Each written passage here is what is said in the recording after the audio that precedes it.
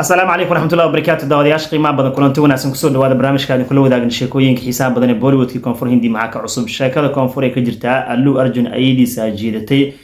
shaqadii filimka AL22 uu wada dabcan uu joojiyay asigii ram jarano hab isina laga arkay ugu dambeyntii mega family isku imaadeen kadib markii geeri ee dhacday markii allu arjun ayadiis ayaa dabcan jiidatay sidoo kale tan waxaa ogaateen saaxiibayaal allu arjun aabiis allu arvinda iyo ninkii ahaay jirin JV xaaskiisa Sureeqa waa walaalo waxay ka dhigantahay marka allu arjun eedadiis waxay u dhaxdaa jirin JV wuxuu dhal ram jaran cid marka ishoon la qaraabo waaye saadarte marka taasa tacsiidi marka loo wada imaaday waxaan soo qaadanaa marka maamada jiidatay wax naga gala ma leh laakiin trending ciwaanada ay noqonaysaa oo aad iyo aad loo hadalhayo taageeraashii ram jaran allu arjun kulli mega family oo trending positive sameeyay waa markii ugu horreysay waxaan ka warqabnaa mega family allu arjun taagi ka dhaxeeyay tan iyo doorashadii bawan kaliya markii la dooranayo xisbigiisii allu arjun uu codeyn waayo oo qolooyin kale uu taageeray haddaba saaxiibayaal maamada jiidataan ku bilaaban waxaa lagu magacaabaa maamadan waxaa la Kanaka Ratnam alla laakiin maadaama qoyska ay ku biirto waxaa loo bixiyay allu Kanaka Ratnam waxay geeriyootay ayadoo 94 jir ah waxayna dhashay producerka caanka allu arvinda iyo sidaa darteed marka allu arvinda wuxuu aaba u yahay allu arjun saan ka warqabno dhinaca kale tan maamadan waxay hooyo u tahay Sureeqa oo u dhaxdo jirin JV u dhaxdo sidaa darteed marka maamadan ciiday ka dhaxaysa mega family ayada isku haysa 94 jir waliba jirin JV waxa la sheegay aad iyo aad ay u joogto tacsideeda goobtana ma uusan ka maqneen si khaas waliba allu arvinda iyo jirin JV waxay ahaan labada qofood ee maanta gelinka hore guriga joogeen halka ninkii ahay allu arjun shaqo ku mashquulsanaa laakiin shaqada filimka uu joojiyay kadibna uu imaaday sidoo kale tan ee saaxiibayaal waxa la ram jaran asagana shaqadii filimka uu ka hayay Bedi dhankaasi Mysore ayuu joogay isla markiiba Hyderabad ay ku soo laabtay marka qoyska mega family tacsidaas u taalo maamadan sheebtaana ka dhaxaysa oo jiidatay taageerayaasha laakiin wax positive trending ay sameeyaan waxay tahay sawirkan ay soo qaateen waxay leen ugu dambeyntii allu arjun iyo waxa aragnaa ram jaran oo hab siinayaan sidoo kale tan waxay muujinayaan inay walaalo yihiin xiriirkaas in muddo lama arkin laakiin hadda xiriirka ay dib u soo celsheen waxaana ugu wacan la saaxiibayaal markii la fiirsho geeridii ku timaaday ayayda sheebta isku haysaa meesha ka baxday qoyskii taas keentay marka inay isku imaadaan oo ay hab isiyaan ram jaran wuxuu taageero u ahaa adeerkiis bawan kaliyaan xisbigiisii Jana Singh ayuu taageeray allu arjun oo ka soo horjeedo qolo kale ayuu si public ayuu xitaa dabcan kaga soo horjeeday laakiin ugu dambeyntii hadda sheekadaas looma joogay waxay ka dhigantay family-kii tacsiya gashay saa darteed marka ayay ka dhaxaysaa meesha ka baxday muuqaal xitaa very emotional laga soo bandhigay labadooda aad u murugaysan hab isinayaan mid kale u tacsiyana maadaama ayay meesha ay ka baxday marka aragtidiina ka dhiibta saaxiibayaal tulugan si joogayna ninkii jirin JV ahaa filimkiisa oo dabcan everybody u sameeyay mar dhaxdaas bisha August gabagabada ee dhalashadiisa ee laga soo bandhigay teaser yar oo ka magaciisa lagu dhawaaqay iyo Raja Sab waxay isku dhaceen feestada Sankranti laakiin reerta lagu waa fariistay odaga ninka weyn jirin JV waqti u baahan Barabas waqti u baahan maxaa xal ah space ee loo dhaxaysay marka inkastoo maalmaha fasax uu badan 5 days gap sidii waxa dabcan la game changer oo kale markuu soo baxay 5 maalmood uu game changer masrax saarna kadib ayo Sankranti ka fasunam soo baxay xasuustin bilowga sanadkan Janaayo feestadii Sankranti tabi kale noocaas ay noqon doontaa marka saaxiibayaal waxa la leeyahay Raja Sab iyo filimka lagu magacaabo Maana Shankara Vara Barsad Guru oo jirin JV hogaamiyay waa isku dhacayaan laakiin semi clash waayo oo waxa dabcan soo hormaray filimka Raja Sab ya shaleemooyin ku soo hormaray 9 Janaayo soo baxayo 5 maalmood markuu magaalka saarnaaday kadibna 14 Janaayo waxa soo bixi doona jirin JV filimkiisa Maana Shankara Vara Barsad Guru qaabkaas ayaa lagu heshiiyay taas oo ay ka dhigantahay marka in Jiruna filimkiisa uu gadmi karo Barabasna big movie waxa uu ku filan 5 maalmood haddii positive review la kulmo waxa isleeyahay Barabas Raja Sab lacagtiis qaabkaas ku soo celin karaa marka reerta lagu waa fariistaan nidaamkaas ayna ku heshiiyeen saaxiibayaal dhinaca kale waxaan soo qaadan karnaa Anushka Shetty filimkeeda Gati oo jimcada soo socoto in la daawado la filayo saaxiibayaal waxa la horgeeyay guddiga filimada Fafra marar kala duwan filimkan baaqday fariinta gangsterka actionka Krish uu director ka yahay waqti ahaan wuxuu soconaa 2 saac iyo 37 daqiiqo sidoo kale tan fariinta waxa la siiyay certificate la siiyay inkastoo air rated aan la siinin Gatina saaxiibayaal Anushka Shetty waxay ku matalaysaa haweeney dhibana oo rabta inay gacanteeda ku argudato filimkana Fikram Bravo ayaa kaalintiisa qaadan doono Gati marar kala duwan oo baaqday laakiin ugu dambeyntii jimcadan ayuu soo baxay reerta lagu ayaa daawan doona 5 September laga yaabo marka Lady Superstar Anushka Shetty filimkan u gadmo oo ugu dambeyntii uu noqdo big hit waa laga yaabaa reerta lagu hidka u baahay meesha inay ka helaan waa macquul ciideedii karta malahan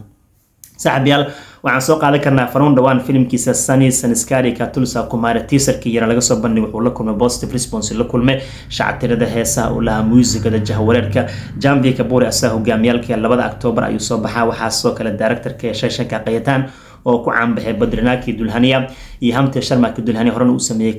hore uu sameeyay Farun Dhawaan Karan Johar waa producer saadarta filimkan wax yara ee macna laga soo bandhigay isla markii qof kasta uu ka helay aqyaare waxa la xitaa markii la fiirsho gabadha lagu magacaabo Sanya Malhotra yarka lagu magacaabo Rohit Sarafna filimku waa si camili doonaan shacabtiradii Monosh Pearl way ka muuqataa Akshay Oberyn kaalintiisu qaadan doona saadarta waxa la markaa Sunny Sanskari ka Tulsa Kumari teaser-kii yara laga soo bandhigay hadda wuxuu ku noqday hot property oo la leeyahay Farun Dhawaan space-kii lagu yaqaan ku soo laabtay Alaylaha waxba meesha ka dhici doono dhinaca kale Akshay Kumar iyo saaxiibkiisa Arshad Warsan waana heestaan hees yar aan hees aan indaba caadino alaab waxay soo bandhigeen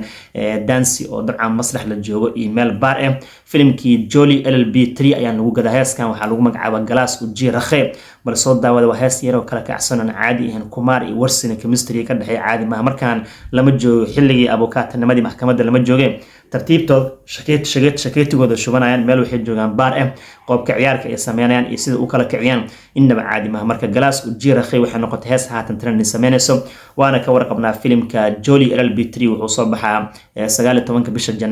bisha iraada September ee kaabiga nagu soo heeso marka nasiib waana teamkan leenahay heeskii labaad laga soo bandhigay filimkan indaba caadi ahayn waa horane teaser-kii laga soo bandhigay qof kasta ka helo Kumari Warsi oo iska shanayaan laba Jolly waxa isleeyahay shaleemad waa qabsan doona fakta hore hadii sheekada positive review la kulantaan wax walba laga firin karaa filimka inuu super hit noqdo waa macquul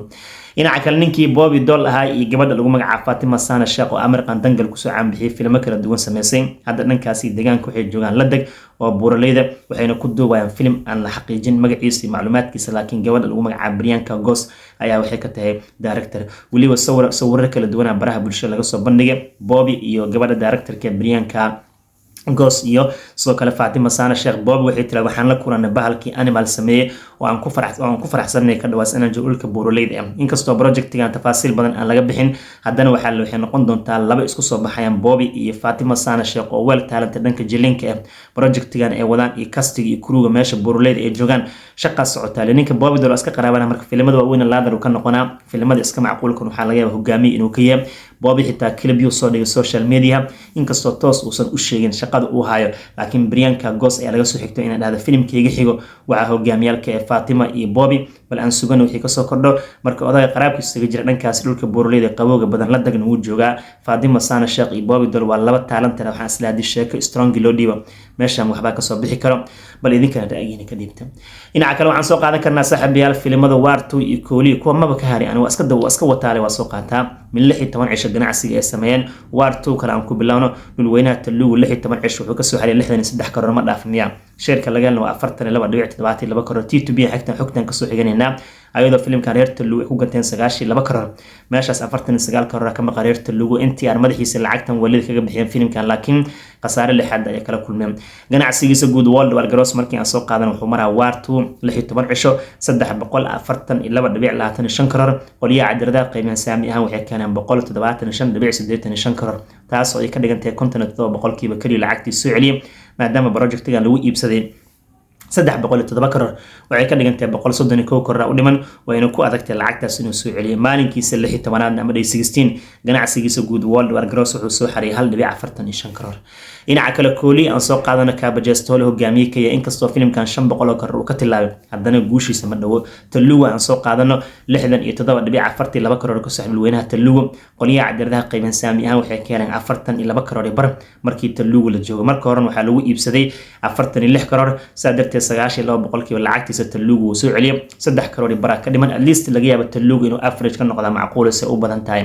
filimka Kooli dhinaca kale tan ganacsigiisa guud World War Gross wuxuu maraa 503.25 karoor qoliya cadiradaha qiimaha saami ahaan waxay keeneen 253 karoor ayadoo markoo lagu iibsaday filimkan 307 karoor saadartay marka ku dhawaad 53.85 karoor ama 54 karoor ayaa Kooli ka maqan kulli labada filim ba qasaare ku jiraan laakiin at least Kooli ron sida muuqata qasaaraha lagala kulmi doono dhinaca kale tan filimka Kooli day 16 maalinkiisa 16aad ganacsigiisa guud World War Gross wuxuu gaaray 2.45 karoor soo xareeyay ama ku dhawaad 2 karoor iyo baran